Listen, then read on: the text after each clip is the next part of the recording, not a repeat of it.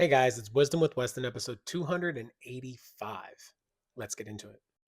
Okay, so here's a cool story. My little cousin, who's in his 20s, he reached out to me yesterday. I haven't spoken with him in years. He has had a pretty, I would say, pretty rough past, pretty rough life. He lost his father at a young age, and I was a baby Christian at that point, and he had been going in and out of getting in trouble with the law enforcement. He's been in and out of prison multiple times. And when he reached out to me through a secure app from a friend that he's allowed to reach out to via the prison system and able to talk to somebody on a secure line while he's incarcerated. And so he reached out to me. He said, I've been really wanting to talk with you for such a long time. He said, you planted a word in my heart many, many, many, many, many years ago when I was going through a tough time.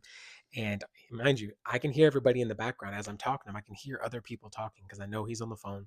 He's in prison. And he's like, I'm incarcerated right now. You can hear the telephone line. You can hear how it's like you have 1 minute left, like it's a collect call kind of situation.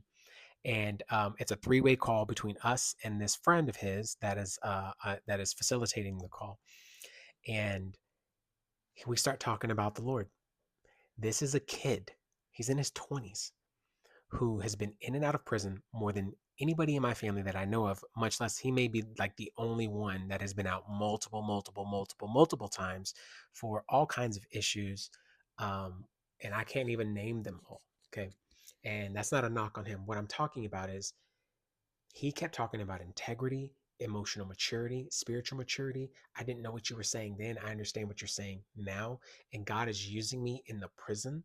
God is using me as a purpose, as a light to people here that don't know Christ, whereas I didn't know Christ.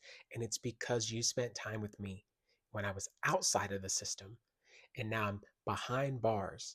And I kept telling him, not only does he sound like he knows Lord because he knows the Lord, he has the Holy Spirit in him. His language, his heart transformation, the things he's talking about, you can tell this is a man who is surrounded by the worst case scenario, let's just say a prison for however long, and is more free than I know, than more free than people who are outside the prison system.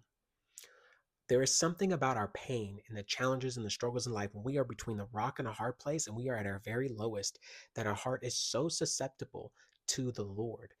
And I wonder why that is. Why is it that through pain, that God allows pain and tragedy in our lives, it opens our heart to the best gift we could ever receive? I just want you to sit with that today, that you just don't know who you're affecting and you're going to reap what you sow down the road.